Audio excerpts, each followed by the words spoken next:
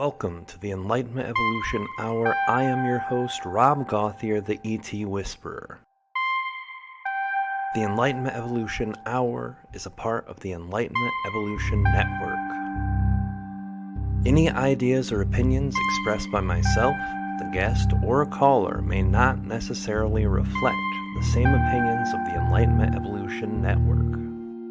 Enlightenment defined. It's the state of giving and receiving greater knowledge and understanding about a certain subject or situation. Evolution defined. The gradual development of something, especially from a simple to a more complex form. So what then is Enlightenment Evolution? The state of giving and receiving greater knowledge as we develop from a simple to a more complex human being, living on Earth for our soul's experience. Welcome now and join us as we explore our Enlightenment Evolution Hour together.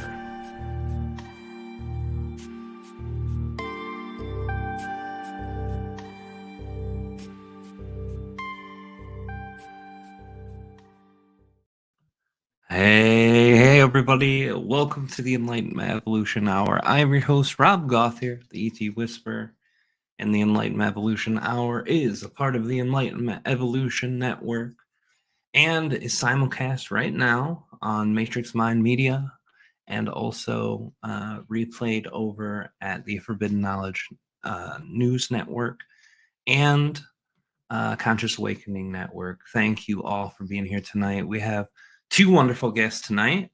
Count them two, not just one. We had double the trouble and double the fun tonight. And we're going to bring in Adam and Megan Homan in just a few minutes. Thank you, Kalina. Kalina says, I sound good. We were worried about getting on air. We've had a tremendous day. And I'll quickly roll over it. We had our house flood. And after our house flooded, we had to go to a hotel. And when we got here, there was no internet. And we made internet happen. Straight from my cell phone to the ether, and from the ether, my computer's taking it up and allowing me to be here with you guys tonight. So we're definitely happy to be here tonight, especially with our two guests. But before we get to Adam and Megan, we're going to talk a little bit about our announcements. First of all, as you guys know, we have been simulcasting over at the Matrix Mind Media on Facebook, also on YouTube. The link is in the description for that. And you can go over on his show with Matthew Turner, and he is going to be at midnight Eastern, which is 9 p.m. Pacific. So that's 12 midnight, 9 Pacific. And if you want to know how to connect, you can go to matrixmind.live or to the Facebook and type in Matrix Media Minds. It's an amazing place. Thank you also, brother, for letting us use this place. Fincastle Underground, too. Wow, that's crazy. And Adam Twister, Kalina, Earl, hello, everybody. Hello, everybody in the audience. Welcome, guys. The network announcements, the mothership just did its second episode on the Enlightenment Evolution Network, and it was called Ghosts. And it was about ghosts and entities perceived from that realm. And The Mothership is a great show from the Enlightenment Evolution Network. A dear friend of mine since childhood, 4 years old. He's been really, really amazing. And he brings a show with Sierra and Lo-Fi Monk. And they're all amazing people doing a really great job on that. So check out their show. We'll be uploading it to the Enlightenment Evolution Network YouTube channel. So make sure you're subscribed there. If you want to watch all the shows that are going to be flying onto that network this year, coming up in 2023. Yeah, so that's the network announcements for the ET Whisper, the Healing Sexuality course that we did. John Craig and myself put together this amazing course, and that is still available. It will be going on sale if you're on our email list. So if you are on that email list, all you have to do is go to etwhisper.com, wait a couple seconds, you're going to pop up. Do you want to join our newsletter? Say yes. And if you say yes, you'll be added to that newsletter where you'll get a very good holiday discount. And that email should be going out in the next couple days. So make sure if you want to join and you haven't joined, check that out. We will be dropping clips on that quite a bit here in the near future. Some nice large clips of the 8 hours worth of channeling Ardif did on human sexuality, healing sexuality, sexual trauma, extra dimensional, extraterrestrial sexuality, sexuality throughout dimensions. All sorts of amazing information came through. And as Mr. William from Fincastle 2 says, I have one program left in the human sexuality class. Highly recommended. Thank you, William.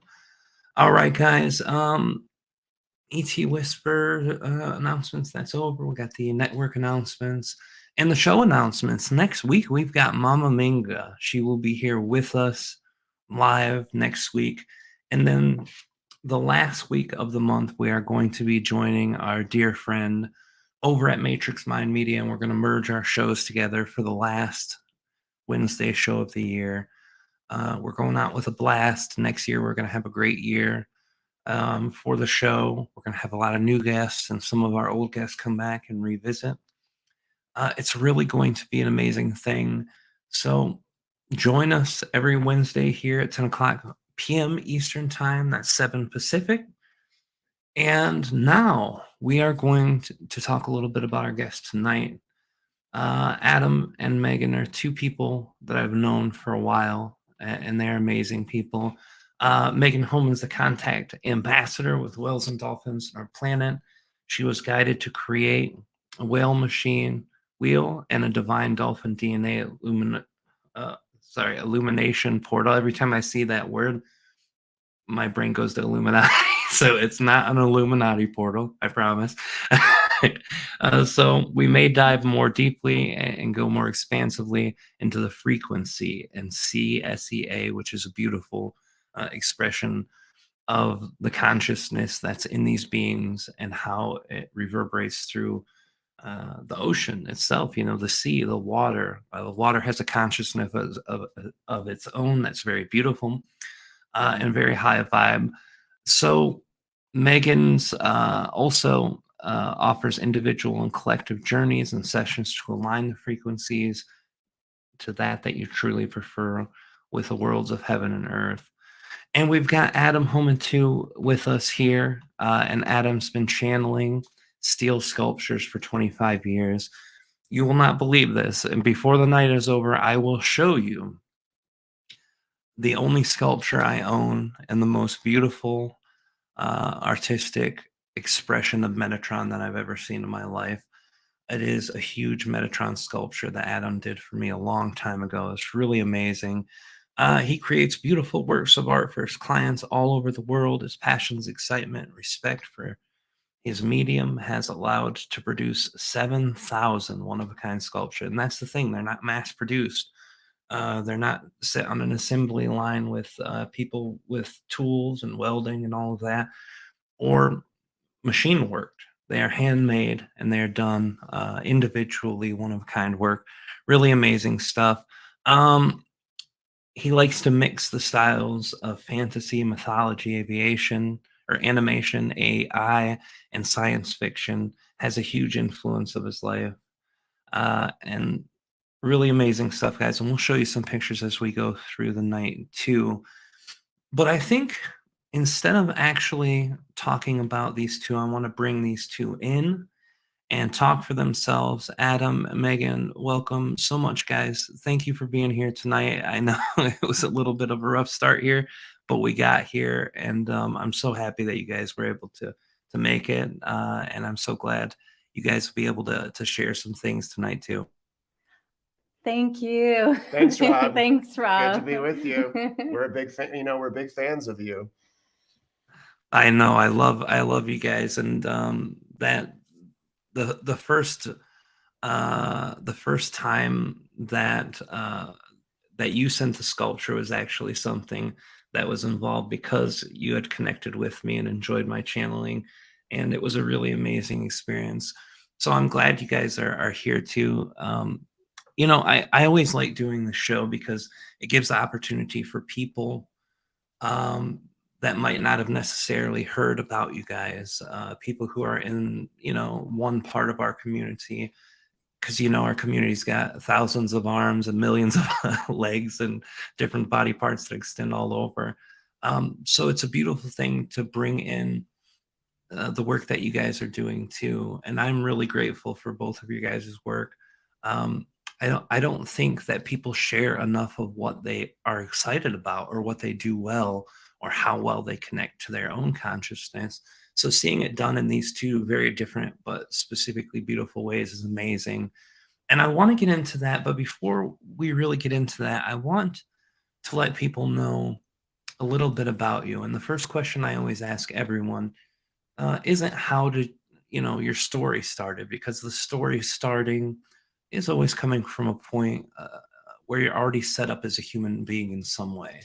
But I want to see how you became the people that you are, that were able to have the stories that you have, how you were able to connect with dolphin and whale consciousness, and how you were able to channel these amazing sculptures. So either one of you can start first and just share a little bit about, your childhood, young adulthood, your teenage years, the things that help set you up to be you. Yeah, I guess I'll start, Rob. I had a happy childhood. I had two parents that absolutely loved me. I was a creative kid. I was constantly in my room, making stuff out of Legos and coming out, in the living room. That look what I made, Dad, and he'd be like, "Wow, that's great," and I'd go make more and come back out. And then in 1977, this is really nerdy, Rob. So you got to, stick with me on this, but my dad took me to Star Wars. And I remember coming out of the movie theater and understanding on some level that that was very real to me, like that the universe, the galaxy was full of diversity and life. And I needed to know how they did that, like in the movie. And so I started reading about the model makers, the special effects guys, and things like that. And I started making my own variations and creatures. Like it made me want to make my own reality. It just expanded my consciousness. And then later on, after I got through high school and did the whole thing, I started playing with steel, and I just loved the feel of it and how it looked, and started making my own creations. And it was like a Pandora's box of creativity. I mean, I just every day would sit down, meditate, and a new being would come through. And after 5, 10 years, I felt like I started getting pretty darn good at it, and stuff continued to sell. And it just became a full-time career. And I look back on it almost as an observer now. It's just hard to believe that like that became a full-time job, like just spurred by going in and seeing a movie that resonated with me on a core level. Changed my whole life. And then later on, I got to meet some of the people, some of the big guys that worked on those films, and it was just like, yeah, these are my peeps. Like it was such a fun journey. And I've been able to travel all over the country and share my creativity, and just try to uplift people with art. And that's kind of the short version of my life. Well, to be influenced by Star Wars is not something that's uncommon in our community. Right. Daryl Anka was inspired by Star Wars. Daniel Scranton spent a great deal of time sharing his affinity with Star Wars and connecting to that. I think there's a universal truth in that film series, especially the older ones, that kind of shares, the uniqueness of the multitude and spectrum of types of beings that exist out there, the different reasonings, beliefs, philosophies, ideologies that they have. Plus, when you're as young as you were watching them, just like I watched them in the early 80s, fascinating, just way ahead of their time in special effects and all of the things that it brought to us as a collective. So I think that's really, really amazing. And, with having your parents, were they supportive of your creativity into this new idea after the Star Wars thing? You said they were very supportive, so I imagine they supported you as you started diving into your creativity and your interest in that Star Wars energy. Yeah, I mean, they definitely were supportive. I think had they known that I was going to make a career out of art, they might have raised an eyebrow. I mean, my dad, you know, I was going to be a baseball player. Like had college scholarships lined up, but I didn't love it. I was good at it, but I didn't love it. And so when I found, you know, the creativity, the art part of myself, I think it was unexpected for them, and certainly, but not discouraged. And they were just kind of like, well, you know, if it's your passion, you should at least make an effort. And you know, it was a blessing to have that kind of support, because I've had a lot of other artist friends that had the exact opposite of that. And yeah, my dad then went on the road with me and did a lot of the art shows all over the country, and just always was there for me. So I mean, gosh, to have parental support is such a blessing in these times, and I'm just so grateful for that. Yeah, yeah, it's something to have good supportive parents and loving parents and parents that support. I think a lot of parents worry because of the whole starving artist archetype. It's just something that they get concerned about, you know, oh, it's so hard to make real money in art, and you know, these collective beliefs that kind of jumble up. So thank you Yeah. for sharing that too. I appreciate it. And Megan, what about you? What got you started to be the person that has a story? What opened you and your experiences in your childhood and teen years and young adult years to kind of be the you that was ready to connect with these whale and dolphin consciousnesses? Yeah. Well, hello everyone. And for me, it was opposite. Like, yeah, Adam had kind of a joy-filled childhood, and I I feel like I had equal influences of stability and instability, but I chose to explore the unstable elements in my early childhood. And I think that exploration created a lot of wounds and, you know, resistances and um, scar tissue, so to speak. So like I dealt with a lot of unworthiness and shame and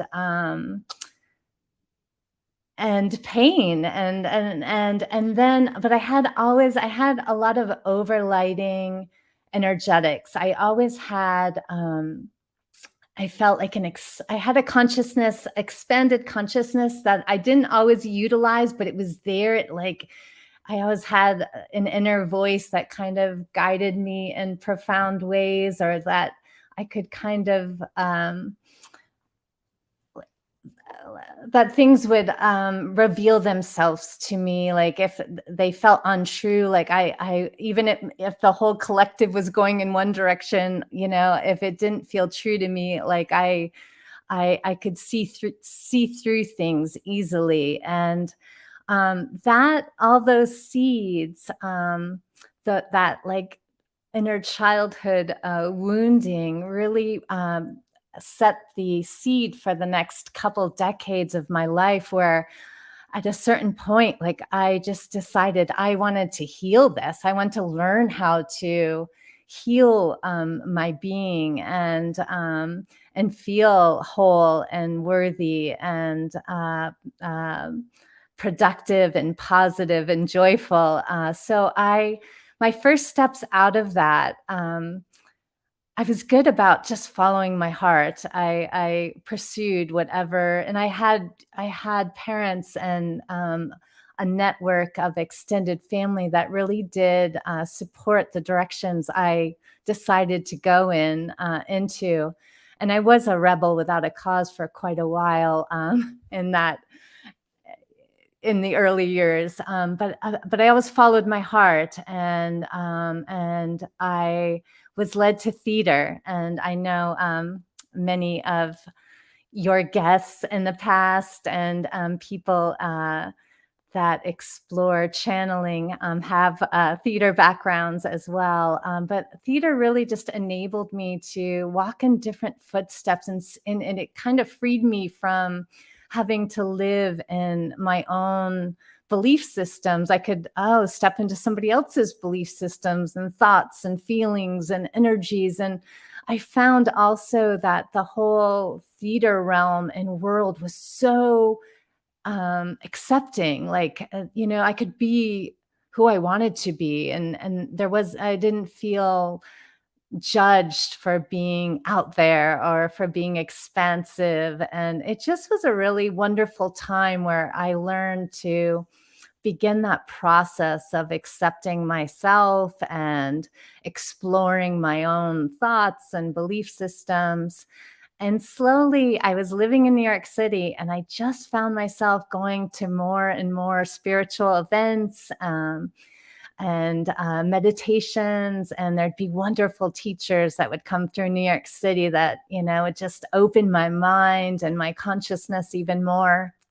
So then I slowly kind of stepped out of theater and went into spiritual studies and healing arts. I studied with a shaman for like 3 years in Ecuador, and then after that, I just really wanted to understand the body, and so I delved into energy medicines and Reiki, and then massage therapy, and at a certain point, I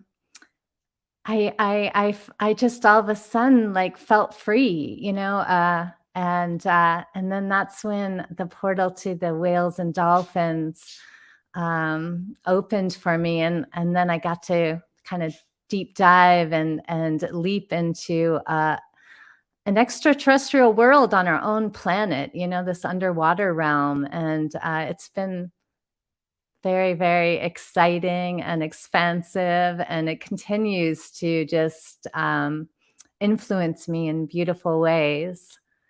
That's fascinating. And, I'll touch on a couple things that you said. The first part is the trauma in our childhood. This is the fine line. It destroys some people's ability to be happy in their older years as they go into adulthood and then start going into their middle age. And it becomes a very difficult thing, and it cripples some people. Depression, drug use, all these things, byproducts of childhood trauma almost always. And um, the other side of that is those who find that as the kindle to their fire to overcome, adapt, experience empowerment from that. So I think that that's a really important thing too, in sharing that, going through. It's good that you had supportive family and network too. Without that uh, it makes it all the harder to kind of go over that. And something you brought up that really piques my interest too, the theater thing. I've talked to Lee Harris about this, and Wendy Kennedy about this, and Ruben about this. In our community, some people are like, oh, theater with Chandler. Oh God, does that mean they're faking it? This is something I've heard from a lot of people. And I'm like, channeling to me is this energy of being able to be fluid, being able to be open, being able to receive. And to me, that's an ultimate path to that. That's the ultimate expression of that, honestly. If you're able to channel a character, that's a channeling. That's an actual form of channeling. If you're able to connect with this whole purposeful being, with an idea, with a past, with history, with a mission, with new desires, old desires, they bump up against each other. All the things that play out in our lives as human beings, the fundamental human story, that's amazing. If you can take yourself out of yourself and be that, that's amazing. And I think that's why so many people who do theater become channelers, because they know how to do that. They know how to receive and how to shift their energy. Yeah, yeah, definitely. It's really powerful. You become, malleable. It's like your consciousness, your body temple becomes malleable to consciousness. And you're right, like, it can be shaped, and but you have to be that empty vessel, and allow that, and then you can fine tune into the energies that are flowing through you. And yeah, it was great training ground. I had no idea that it was great training ground all around, like, for my whole life, I think, just to give me outside give me perspectives about, how we identify ourselves, and that I could just as easily identify in very different ways. It helps you walk in other people's shoes, and explore other people's consciousness and histories and backgrounds. And yeah, it's very fascinating, and that it can expand into the whole cosmos is quite incredible. And that Yeah. it's not, yeah. No, go ahead. I'm sorry. No, that's yeah, that's what I was finished. Sorry about it. Yeah, sometimes whenever I hear someone, I'm so used to going into that part of getting query. And so my concept that I really want to cover too when it comes to both of you is how these things, when you now form the you that's you, how do you bring this to where you are now? How do you take these things that you've learned and bring them where you are now? Adam, for you and your experience of having creativity and working with all of the excitement and creativity and learning how to do this, how did it move you into that path? So tell us, from that childhood Star Wars version of you that went with your family to see that Star Wars movie, to the you now that creates these amazing things with channeled consciousness and being able to focus on that creativity level. I think for me, it was such a distinct feeling of expansiveness and hopefulness and fun. And it was about feeling then. So when I sit down now and I am going to create a sculpture, it's literally a channeling. I go close my eyes and wait for the image to come of whatever sculpture wants to come through. And then what does that feel like? How can you create that in a way that feels the way you intend? And can you bring that feeling through now in a 3D reality? When I am creating, I am thinking about somebody standing there looking at that piece. Are they going to smile at that? Are they going to laugh at it? Is it going to spark imagination in them? What kind of feeling is it going to invite them to have when they're looking at that sculpture? So it's very much a channeling of a feeling, and really being in touch with that feeling while you're creating. It's not verbal necessarily. It's definitely more visual, but it's still, I feel like, a channeling of energy in from non-physical to physical in that sense. I don't know if that makes sense, but it does to me. No, absolutely. And this is the thing too. We have a wide gamut of beliefs in our field, and a lot of things that people perceive. So some people are like, yeah, if you don't disconnect from your awareness and talk with a funny voice, then that's not channeling. Right. But I've always, from the time I met Treb and talked to him about what this stuff is, my relationship with Treb lasted a long time before I ever learned how to channel him. I'm just hanging out with him in that astral state for 2 years almost before I bring him into channel. And I knew about channeling because that's how I found out that all the things he was talking about was great. So I talked to him about channeling, and channeling has such a different connotation in the way that the higher dimensional beings see it than some people here on earth who define it through only those terms. You have to verbally channel in this way or not. Some people are even combative against written channeling, but the way that Treb described it was that any form of bringing consciousness into you. So the simple forms are the things that we do every day. Create a recipe for something to eat. Create a new design or logo for your company. These types of things are the more basic forms that everyone does. But in the artistic renderings that you do, what I notice is that there's a consciousness of the sculpture energy itself. When I walk in to spend time with my Metatron, where he's in our office, where we're doing all of our channeling, which wasn't damaged or hit by water, thank God. When you go into there, that it's a powerful energy. And when I'm channeling Metatron, and I'm doing it in that office, the energy is felt way earlier. So, you know, these pieces of art that you're doing, I think from my perspective, or at least the way I've always seen it, you're bringing that into it through your creativity, sure, but you're also putting that in with what you're doing with your hands, the actual movements that you're doing, the momentum of the creative force manifesting by all the tools that you use and the techniques that you use, and your excitement and love to do it. That's always like a conduit of bringing the additional energy in. There's a piece of Metatron in that Metatron sculpture, and I feel it. And that's why I know for me that this isn't just, you know, figuring out how to make a new sandwich. You know what I mean? I do. And I tell you what, when I did that piece, you know, I sat with the Metatron energy and meditated on it for days before I even approached it.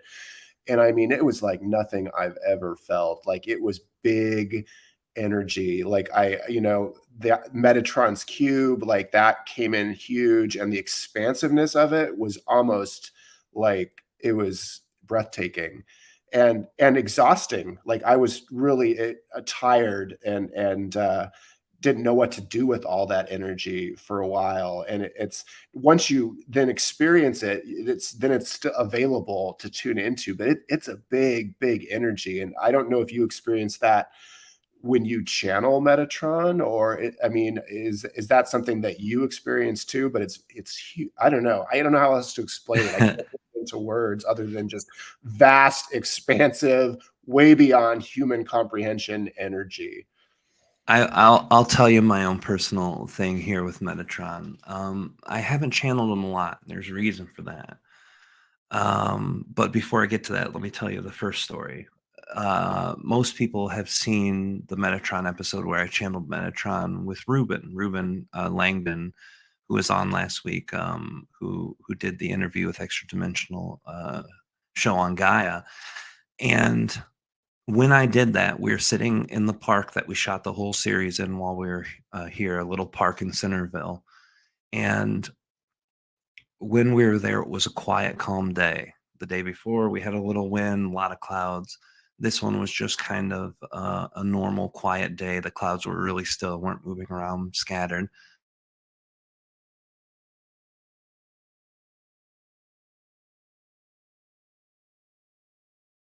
Started chirping. And, you know, I'm not oming, I'm not making noise, I'm not disturbing, because when I channel Metatron, I don't have to do the oming part. The birds start chirping, the insects fly in, the wind picks up tremendously and starts blowing.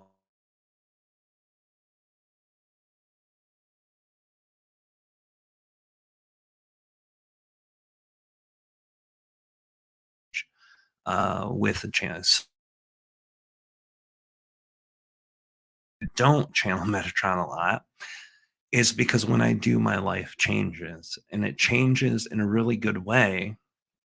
It becomes more organized, more compartmentalizations can break down, but also the ones that I need start becoming more than, and also um, life starts progressing really fast. But the problem with that is that for me, that means a lot of the people who I'm around, you know, the kids, Kalina, that if things are going on that are tough in our life, then I've got to almost drag them with me through this weird lightning shift. When it happened last time, you know, it was going on for a year, and it just, me and Kalina were wiped out. We shifted so much and changed so much.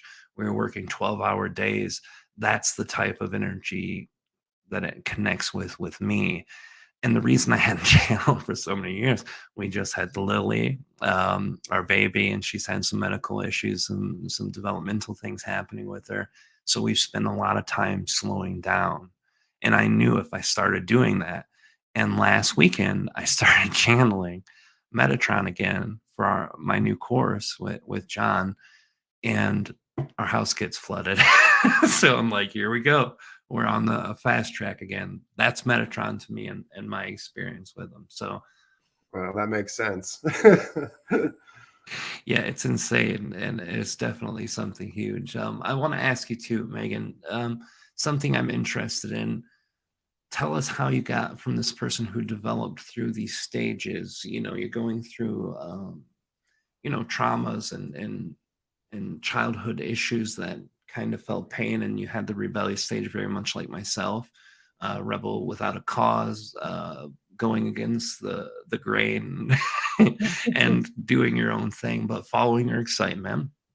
And then you get into these consciousnesses, understanding them, integrating them, working with the dolphins and whales, which is something I really do want to focus on at a larger point too a little later. But how did you get through these stages? What took you from that rebellious kid into that?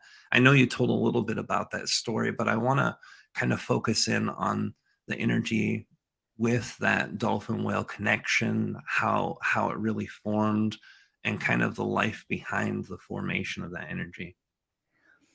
I think the whales and dolphins came into like that opened up for me. It was sort of a quantum leap that happened uh, at that point, but I think it was because I had done the work. You know, I had done the healing work, like resolved a lot of resolved the most pressing issues in my life. I think at a certain point, I had to own everything, own and I guess I realized perhaps I had to tell a new story for myself, and that I could, for a long time. I think I just was on, well, especially my early part, I was just on sort of a default path. But like I said, I also had these, if I am honest with myself, I had equal elements of stability there. Like nature was important to me. Um, Animals too, like horses, were important to me. And I always felt different too. Like I think I used it against myself in the early part of life. But I think a lot of star seeds feel, they don't, I always felt different. I didn't know what it was, but I didn't feel like I just fit in with the culture or the collective energies. And that was also a gift. I guess at a certain point, I had to halt. I don't know how it happened exactly, except that I followed my heart. So I always stayed true to an inner whatever path excited me. I went towards it. So I followed that sense of passion and whatever at the time felt the best thing to do. I always walked that way. I always went in that direction. And I think that was my saving grace, because as I kept taking those steps, my life got better and a little bit better. And then, theater like exposed more, and it just, it continued to get better. And then at a certain point, I could just own my life. I could like not have to feel, unworthy or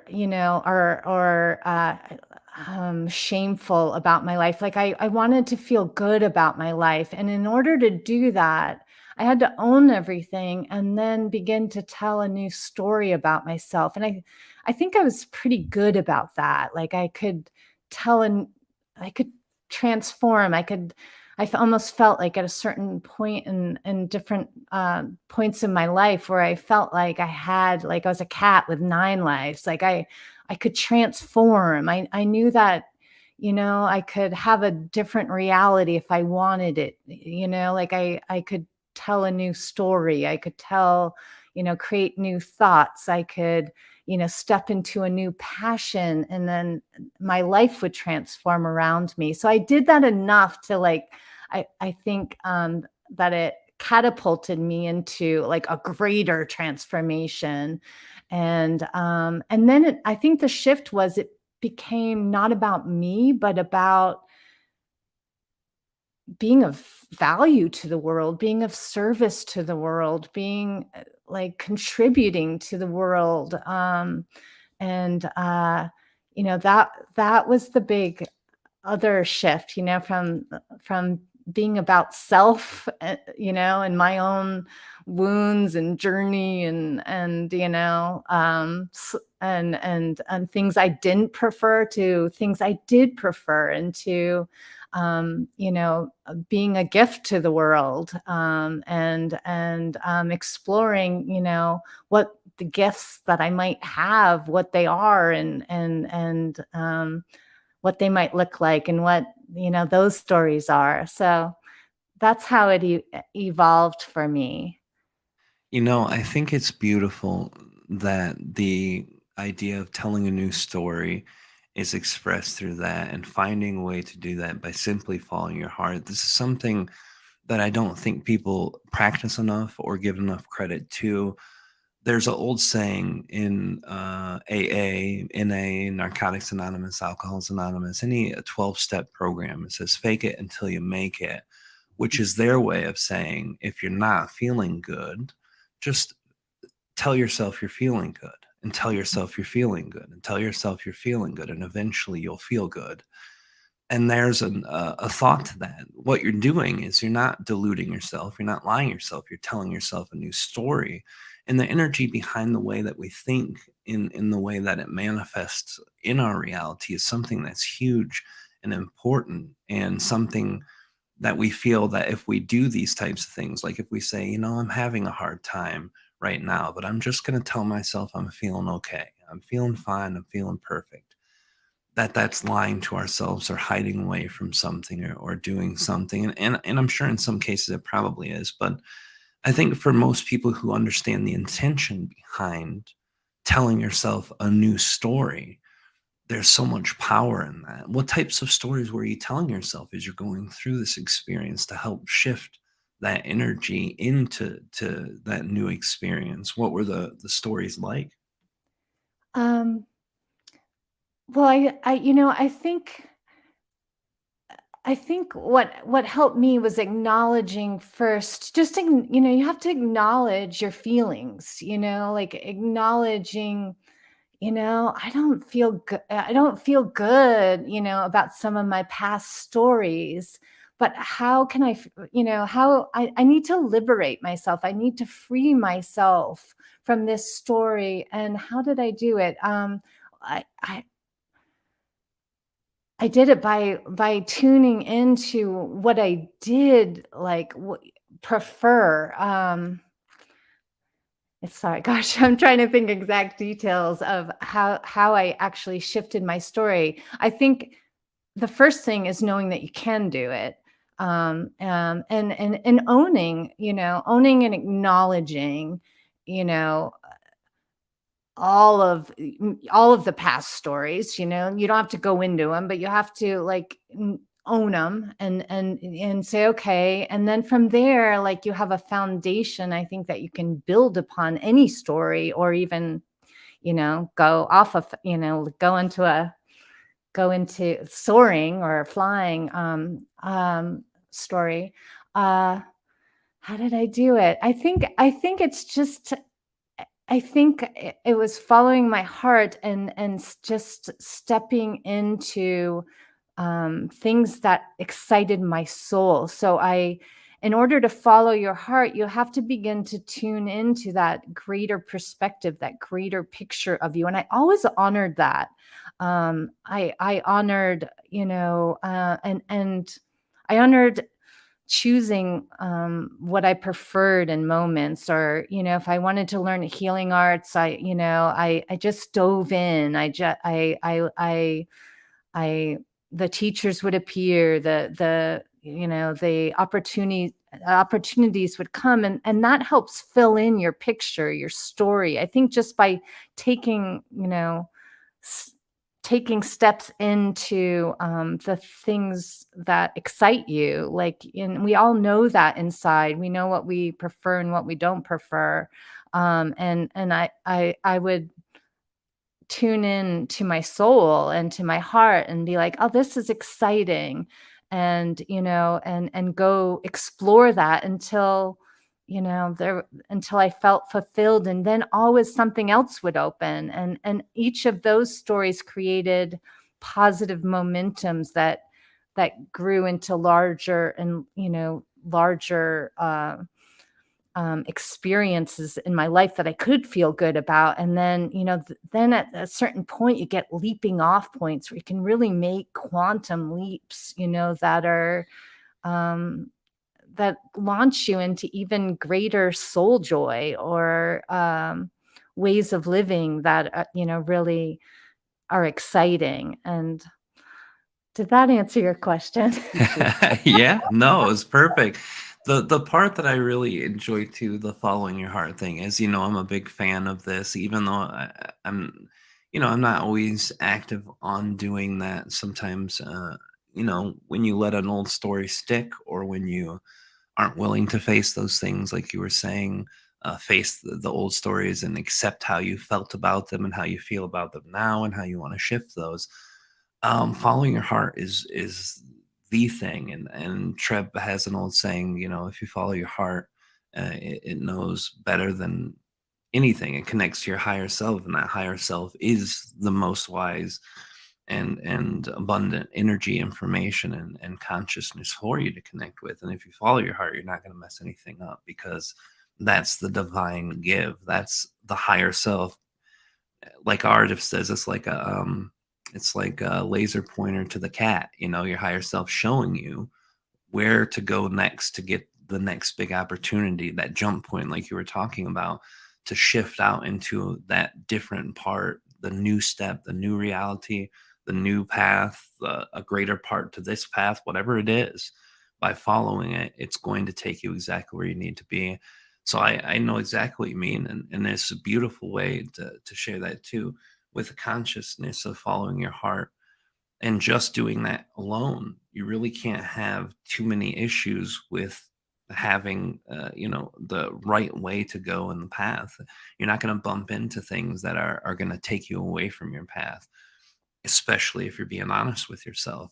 And that's a hard thing for all of us to do in general, to be honest with yourself until you hit that critical point where you're like, you know what? I understand why I do these behaviors. I understand why I react this way. I understand why I interact this way. I understand why I create or co-create this way.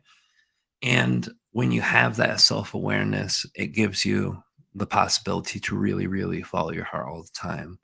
And it's a choice at that point. You act or you don't act. And if you don't act, you're not going to get it. So I think it's beautiful. And thank you too for sharing that. And I want to ask you both too, as you guys have developed into finding this path, the channeling consciousness, the understanding your own consciousness and understanding the best way to get there. What are some of the best things that have happened to you from following your heart or following your inner guidance? And what are some of the things that you bumped into that weren't so great, but ended up being great in the longer run? Well, it's funny, Rob. I'm kind of like, Megan is so much about following her heart. Like when she told me she wanted to go to the, Dominican Republic and take a boat out 80 miles and for 10 days swim with humpback whales. I thought to myself, you can't even tread water. I mean, she was not a good swimmer. And I'm thinking like, this is not a good idea. But I mean, she knew she wanted to do it. Like her heart was on board. And we went out there and did that trip. And I mean, it changed everything for us. It was like, it really feels like a first contact experience when you're, 5 feet away from a huge mammal like that looking at you in the eye. And I mean, I wept, it was like, this is bigger than, humanity. This being has been here longer than us and knows more than us. And it's humbling. and there's fear that comes up too. It's like, oh wow, I've got fear here too. Those are things to look at. But yeah, Megan's like commitment to following her heart has brought me on these amazing journeys with her. I'm like the accidental tourist who ends up having these profound experiences because of her like passion and her following her heart. So but one of the things for me has been like, contact with extraterrestrials. Like that's something that, despite my Star Wars background and my sci-fi stuff, I never really thought I'd be able to have a direct contact experience. And that came up with me with the hybrid children thing. I know Bashar talks about that a lot. And I had an experience, 2 of them now with that. And it just blows my mind and excites me, frankly, more than most things.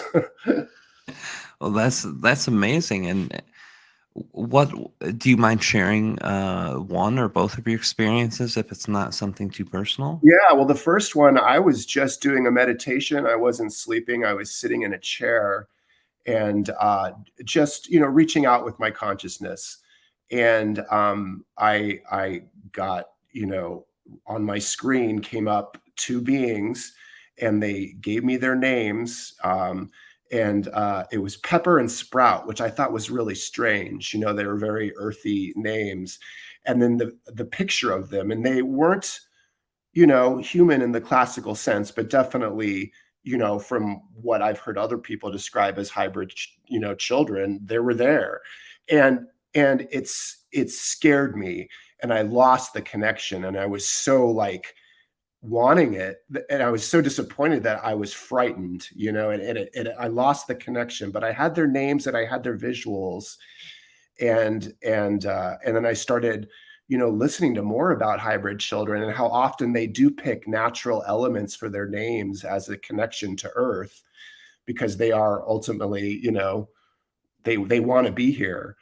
And then later on, we did a trip to Bimini to swim with dolphins, and it happened again, but this one was different. She was definitely less human looking, and I was ready this time, and there was not the fear, and there was more of like it was like a introduction. Like she felt like an ambassador to me, and it was sort of like the first lesson, like here, here's what we look like, here are feelings you're going to have when you see us.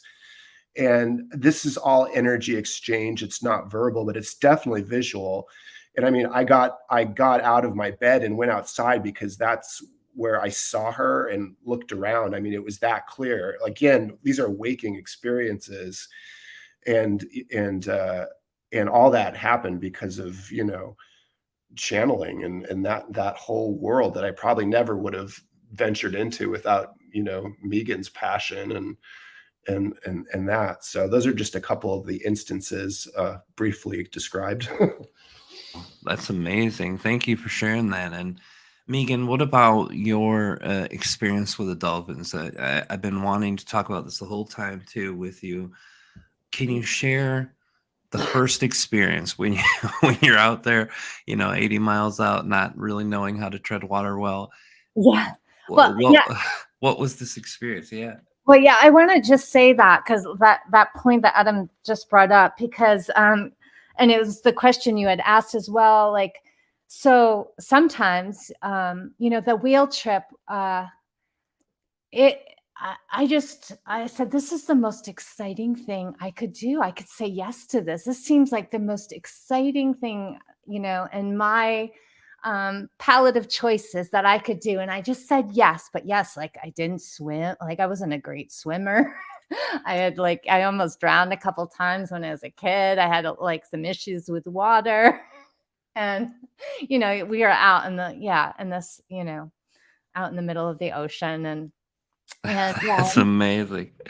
and I didn't have any like necessarily fear of the whales for some reason, but yeah, the water was a big fear for me. So going out there, it was so yeah, I was faced with the fear, but the wheels were my connection. I got out there, and I mean, it was just profound experiences. Like the first time, like I, looked into the eye of, these whales, and the presence is just astounding. It just alters your whole reality.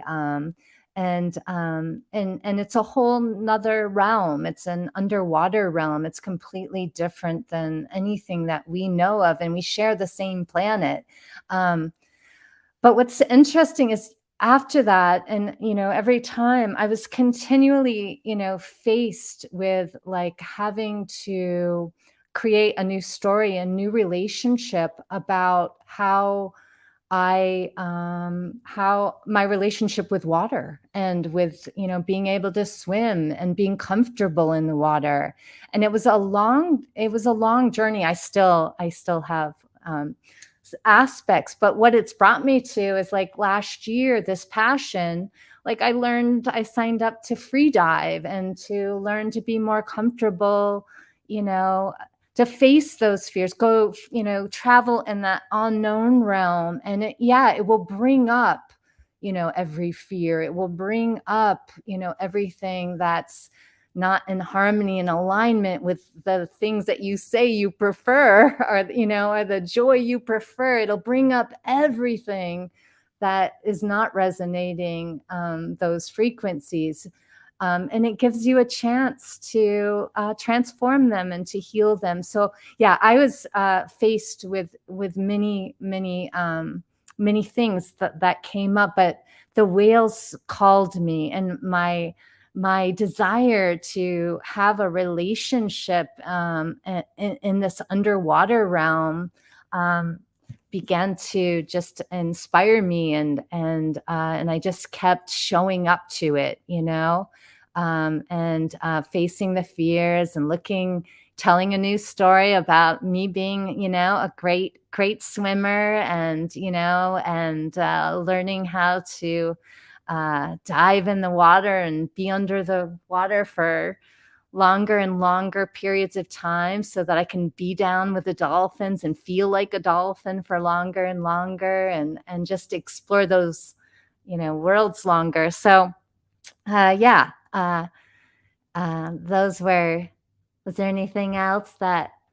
Yeah, well, it's fascinating, just the thought of how afraid you were of that, because I can understand that completely. I've been in the ocean, up to my waist or my chest, but I've never gone into the deep waters of the ocean. And there's a primal fear that comes with that, because we know that right below your feet are these gigantic animals that could easily eat you in a bite, or smack you with their fin and break your bones. All these things that are ancestral fear, and the fear, like Adam's fear when he first met the hybrid children. We have all this stuff that's kind of held in our DNA from the ancestral traumas and our epigenetics. So I can imagine that, but I can only ever think of someone overcoming their fear exactly like you did, with this amazing excitement that's so exciting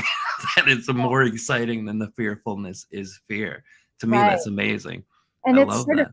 it's sort of like what Trev and Eridef spoke about. It's that love, the love of like just wanting to be in the presence of these majestic beings that like there was, so much intelligence, so many things happened in my life, like just from meeting them, that it was worth it. It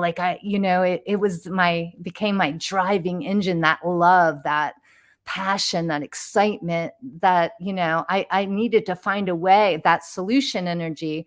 I needed to find a way to resolve these, belief systems, and these, old fears, and it's gradual. It's not like it happens all at once, like every time in the water, like I get more comfortable. Oh, there's a shark. Okay.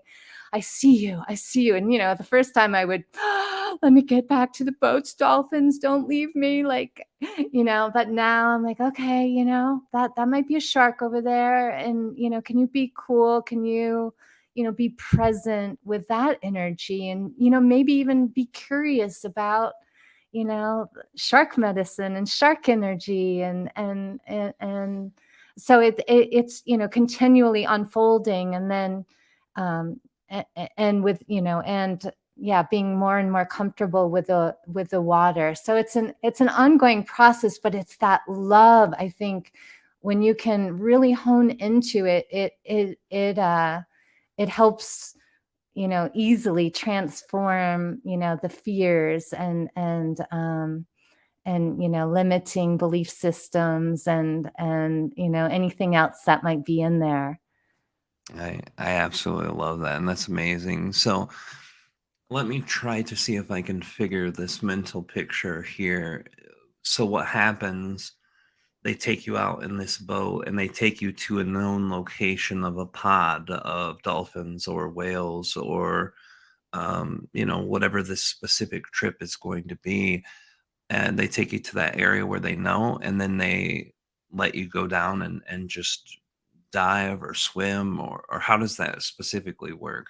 With the humpbacks, Rob, they have like pretty specific regulations, and you can only float on the surface with them as a snorkeler, and they have to come to you. So they might spot. Like my first experience was profound. Like they spotted a mother and a baby kind of coming in our direction. So the boat stops, turns off its engine. You get in the water with your guide and some other snorkelers, and the mother comes by, maybe 20 feet from us with the baby right below her. And the guide is just thrilled that we're this close. And the mother is curious. And so she turns around and she comes closer.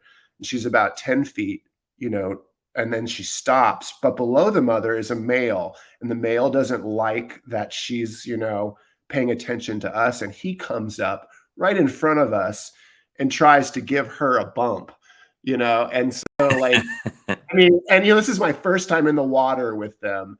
And so you've got this beautiful experience with this mother and this baby, and they're looking at you, and it's just like, wow, this is extraterrestrial contact right here. And then the male comes up, and there's all this drama, and the guide's telling everyone to back up, and so that happens. And then and you just kind of be in the water with them and let them, it's their world. Let them come to you. And if they want to interact with you, they will. I mean, and if they don't want to interact with you, they're gone. I mean, you don't see them. They take off, and you just get back on the boat. So it's a pretty humbling experience, I would say. So this was it's in the Silver Bank, which is a sanctuary for the humpback whales. It's their mating ground and breeding ground, and they only allow a certain amount. I think it's 3 boats of maybe 16 people each, and you only go out on these small skiffs, and there might only be 1 or 2 small skiffs of maybe 16 people, or maybe 8 people at a time,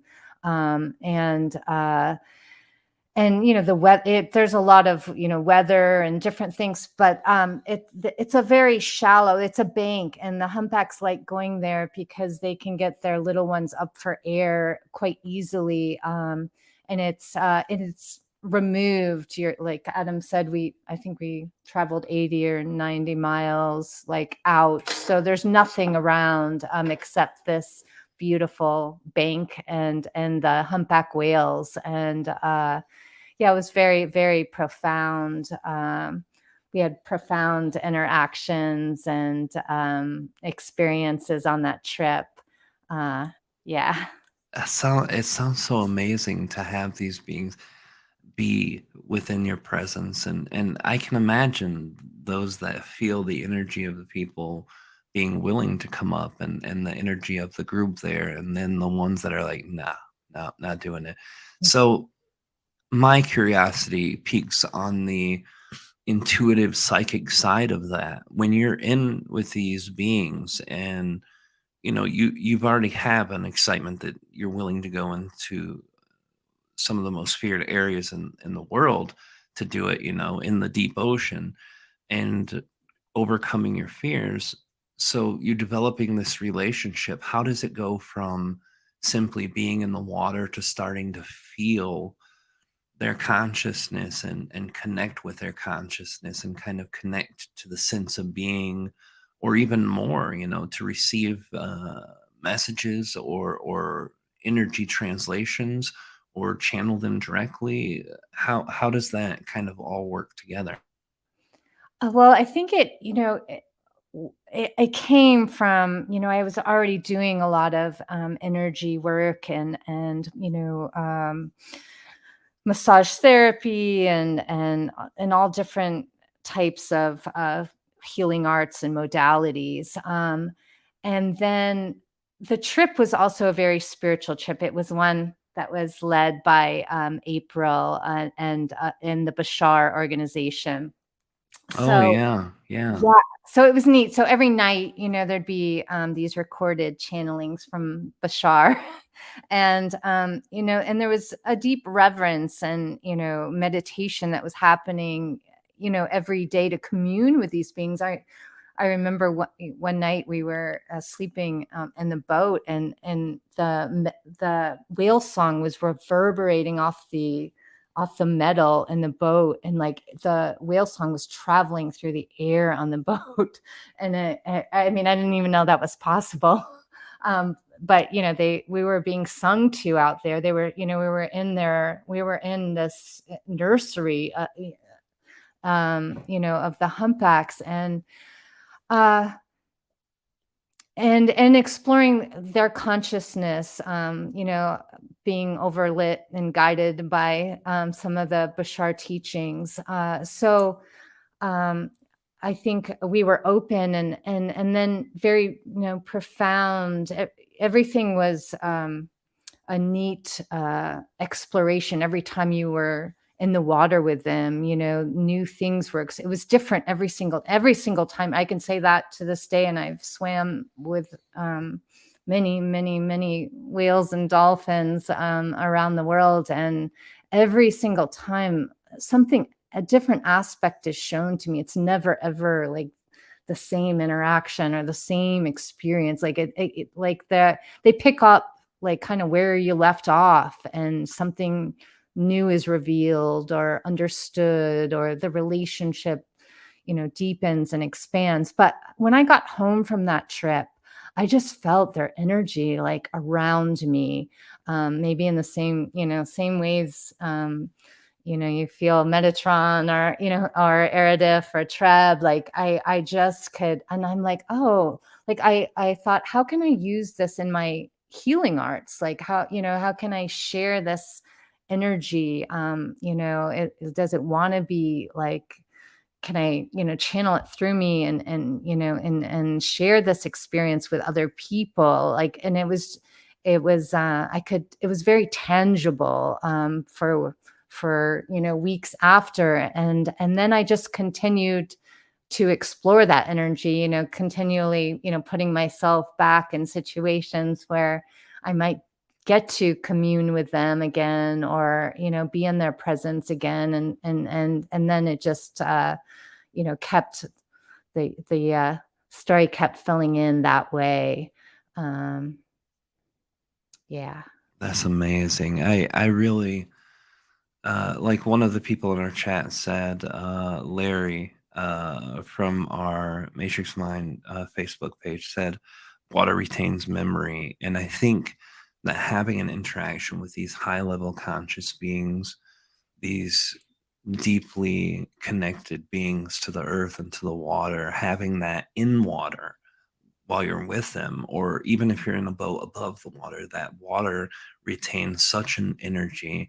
I mean, it's been around since the beginning of Earth, and even though it's had lots of incarnation cycles, what we call the weather cycle, the evaporation and pouring back down through precipitation, is still the same energy and is being recycled over and over again. There's got to be an amplification process to that experience too. You see the dolphins they bring into these places like SeaWorld and stuff, and it's really sad to see them taken out of their home environment And I can only imagine being out there with them in their home and with their family, and it's got to be something amazing. I really do want to try it, but I'll definitely have to overcome that fear too of going out into that ocean, by myself like that. It's really intense. Yeah, and I was never, that's the thing with the whales and dolphins. I kind of, I just felt like a part of, extension, like they were family, and I felt like they felt, like I was an extension of their family, and they were an extension of my family, and I always, I always felt like they were there, like I wasn't just, alone out there. That I was, and under in their cares, like as a visitor in their realm. And but water, yes, like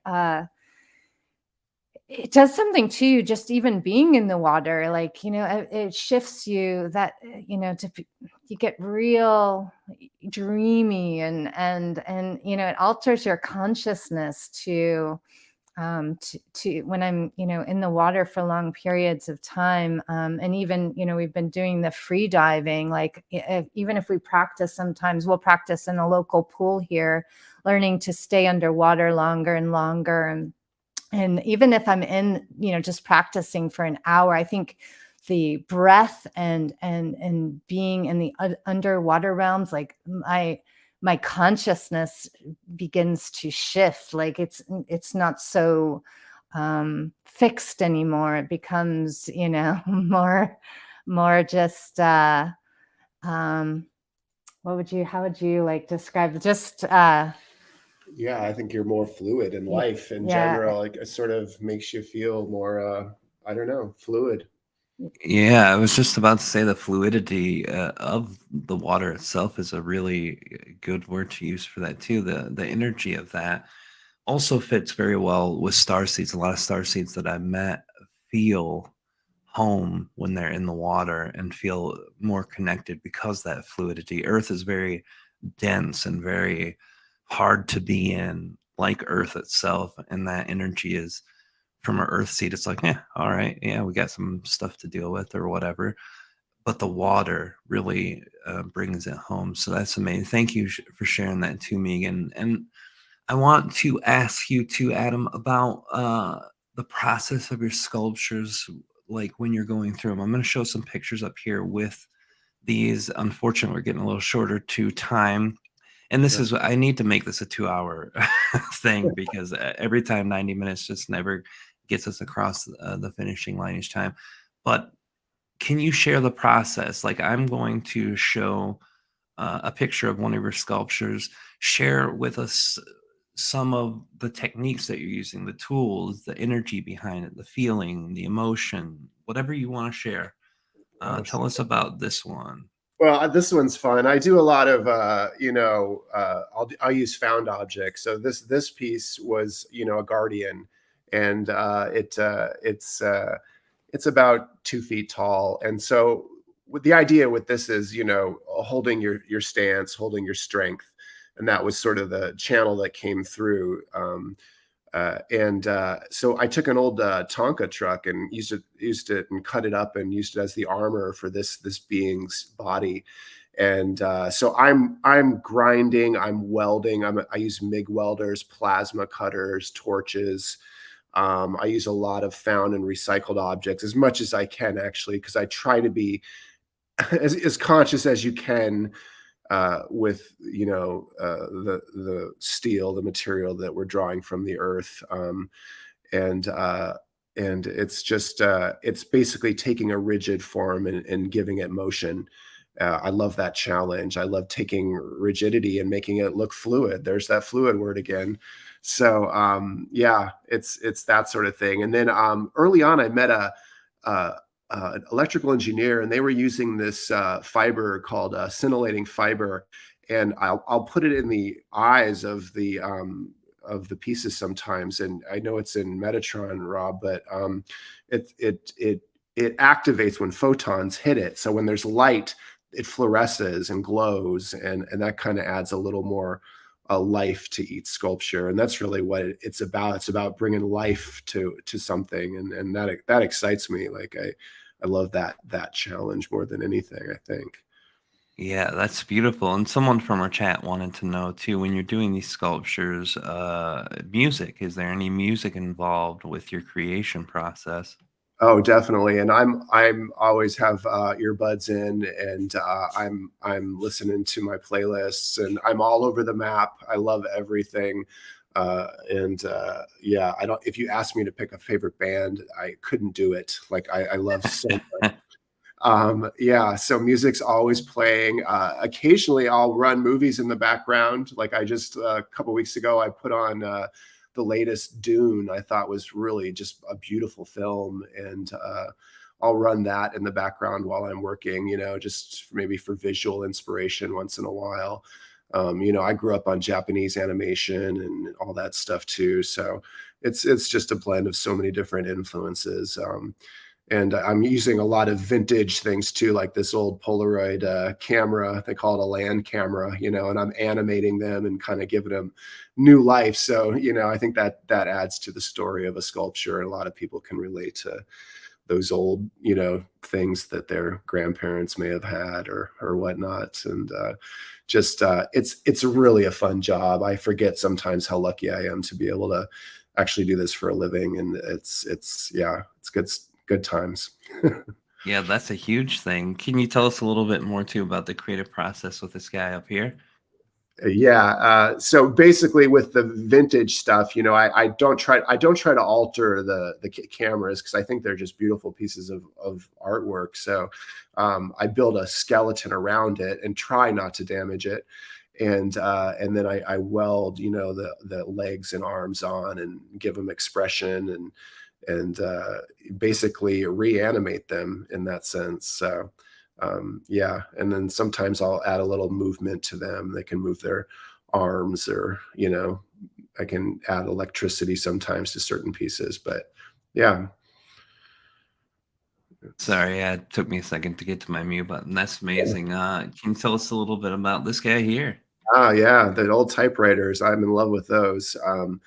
Yeah, I got my degree in English and creative writing from the University of Arizona here, and I've always loved writing, and so this one was sort of a kind of a fun commentary piece on the writer, and I put funny little, you know, stories in them too, and I have sold these to screenwriters out in LA, and a guy from Pixar bought one of these from me, so it's definitely an industry piece oftentimes. And I just sold one of those camera pieces to this guy won an Emmy for one of the shows of the Deadliest Catch. He's a cinematographer, goes out with those guys on the oceans and films them, and his family bought that for him as a you know, a memento. So, you know, it's kind of fun when you hear those stories.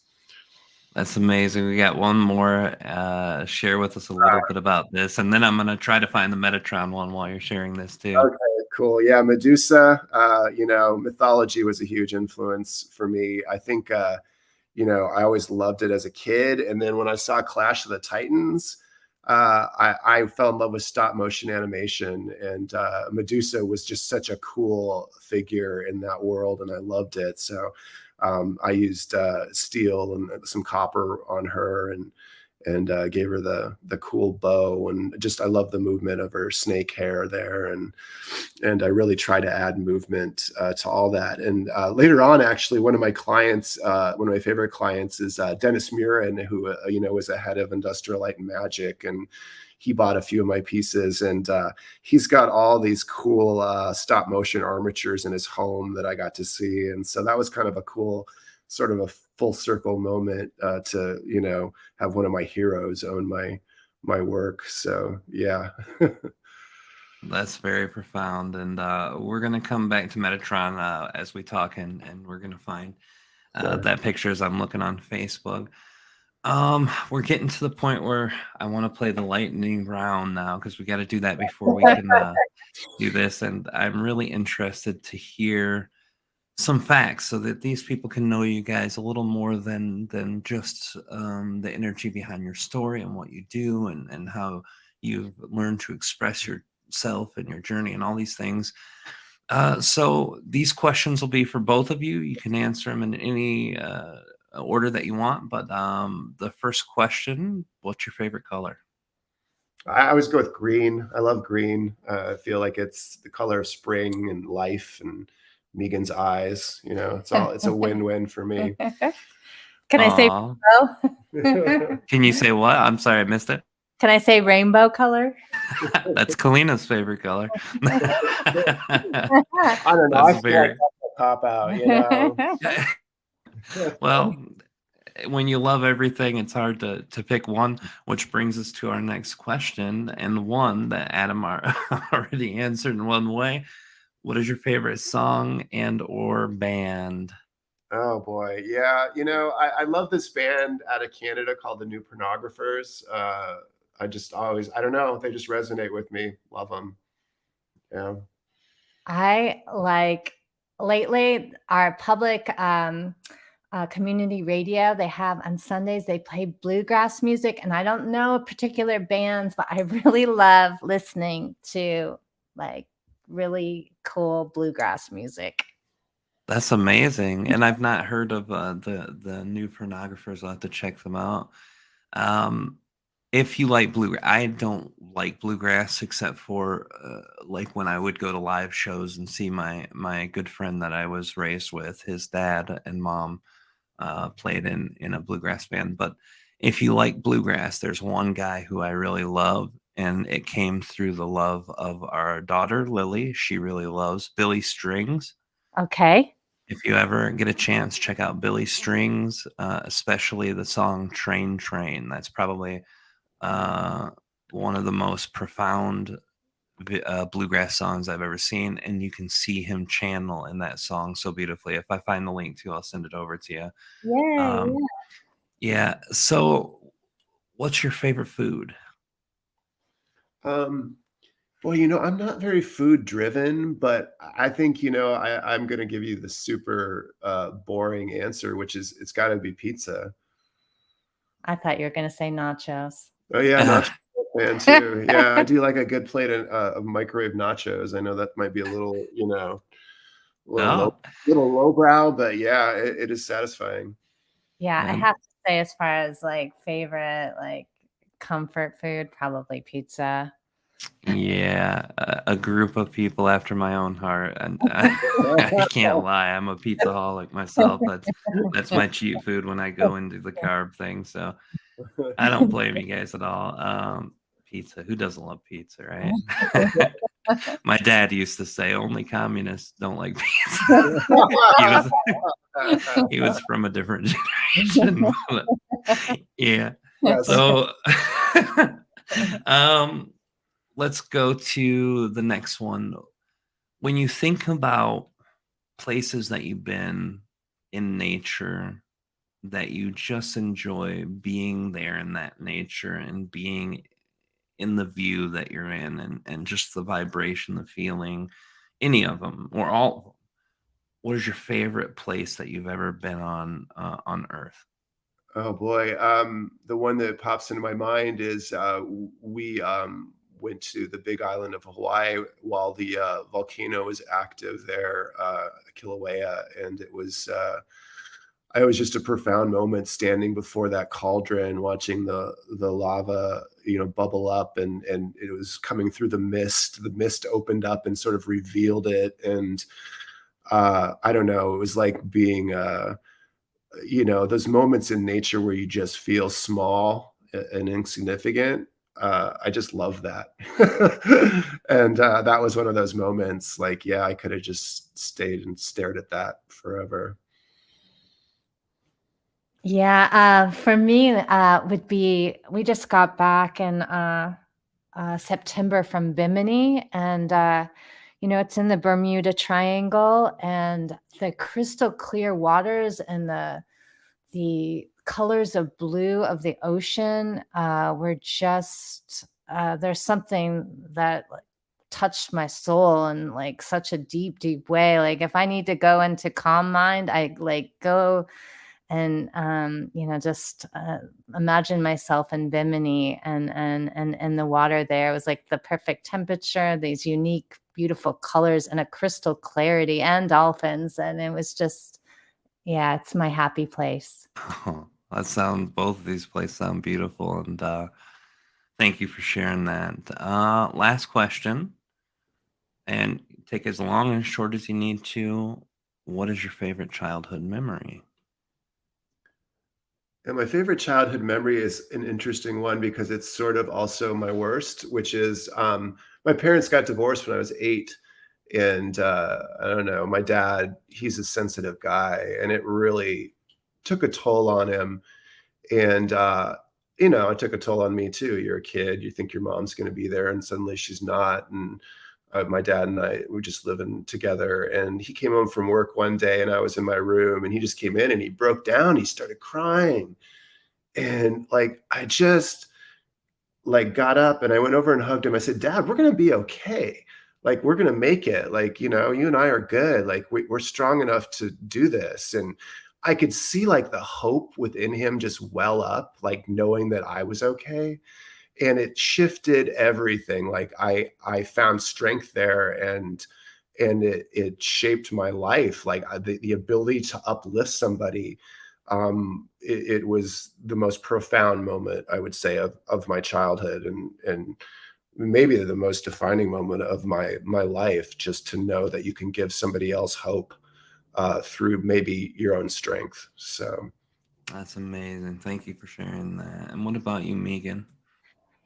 I would say it was nature for me. Like we had woods behind our house, and it was this same thing. Sometimes it'd be scary to be out in the woods by yourself, and yet there was something about nature and just being in nature that just felt so good. And I'd ride my bike back in the paths, and just like your imagination could, it had room to expand and grow, and nature always seemed to meet my imagination when I was a kid and a child. It still does. So yeah, I think it was that woods. It was being in nature and exploring it. That was a highlight of my childhood. That was beautiful. Thank you so much, both of you, for sharing your childhood memories that were the most profound and best for you guys.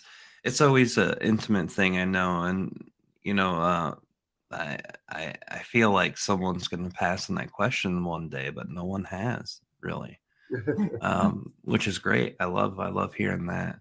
I want to give you guys the floor for the last few minutes we have here to share how people can find your work, how people can find what you're doing, your social media, whatever projects, events, anything like that that you guys have coming up that you want other people to know about and be aware about, books too, whatever you guys want. The floor is yours. Thanks, Rob. Mine's pretty simple. It's adamhoman.com is my website. My Facebook page is Adam Homan Metal Sculpture, so I'm easily found. And I'm always doing, new galleries, new exhibits. I travel occasionally to curate art shows around the country. So, and I'm always posting new work and things like that. So yeah, and I appreciate you posting the links and just listening to us, and just feel blessed to be on the show, Rob. Thanks for all you do and all the expansive ideas you bring to the world. It's really a gift that you have, and well done. I'm definitely a supporter of you and a fan, and thanks for all you do. Oh, thank you very much. And I usually say my gratitude and appreciation before I get into letting everybody share their stuff, but I'm still diligently on the hunt for Metatron. I've got thousands of pictures on Facebook, but that's very meaningful, brother. I appreciate that, and thank you too for coming on. And before we get to your links too, Megan, I wanted to thank both of you guys for being with me on the journey that we've been on together, and sharing things of your heart with the public is something that's not always come easy to people. Sometimes just sharing anything can be horrifying for people, but when you have an excitement to put something into the world and that motivates people, that helps people, it gives them hope, it gives them something that they didn't have before. It's always magical. And both of you guys do that amazingly. So thank you guys for your friendships, for your excitement, for your love, and thank you for coming on. And Megan, please share anything you want about what you're doing, how things are going, where can people can find you, anything you want. Okay. Well, first, I just want to say, like, thank you, Rob. Like, you, to me, you have like such a giant, generous, open heart. You care so much about people and you inspire, like, your open heart and how much you care about the community and people is just. It inspires me every time I listen to you, who you bring through Eridif and Treb and Metatron. Like, there's such a their messages are gems in my life. Like, some of the um, um, channelings I've received from you, or the messages that have come through, are they influence my life in profound ways. And anyhow, I'm just always inspired by you and Kalina and Lilith, and the sun, and your whole journey and everything you share and how much you care and give back to our community of unity. So I just, profound thanks to you. I'm open for personal and collective sessions. My website's there. I take people through journeys in the whale medicine wheel, and we explore dolphin DNA illuminations, and they're wonderful journeys where we get to just travel into our centers and see what the world, this extraterrestrial world on our own planet, and beings, the whales and dolphins, these beautiful guardians, what they have to share with us. And I'm always happy to offer sessions and be of service to anyone who's interested. So my website, I think, is on your page and linked with this, but it's cetaceanenergetics.com. And I really appreciate this opportunity to share some of my story with everyone in our community tonight. It's been a real honor. And thank you too to Kalina. I know she's a steward there in the background, overlighting everything. So, yeah, and your whole family. Thank you.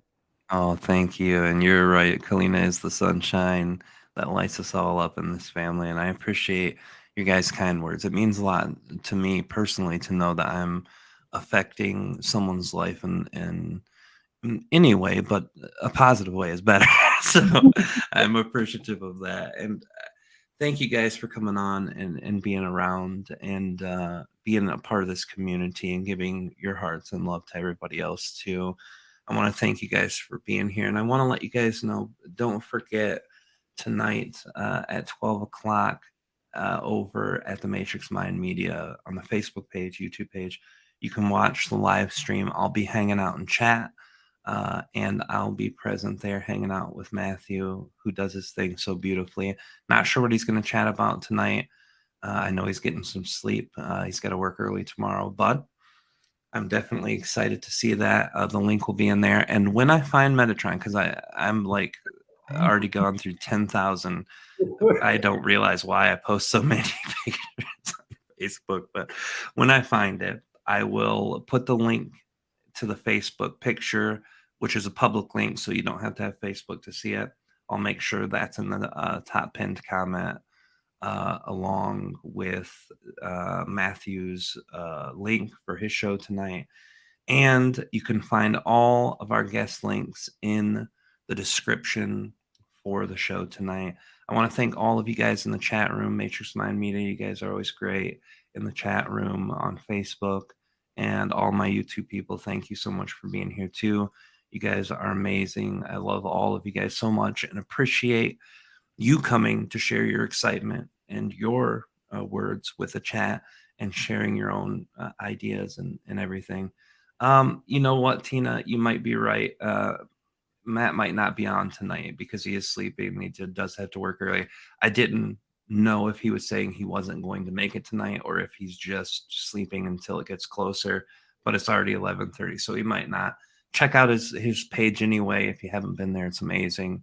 Also, the Enlightenment Evolution Hour is a part of the Enlightenment Evolution Network and simulcast with Matrix Media and also Matrix Mind Media, and also replayed over at Forbidden Knowledge News Conscious Awareness Network, which is the only place that you can see the channel panel 2017 with Daryl Anka for free.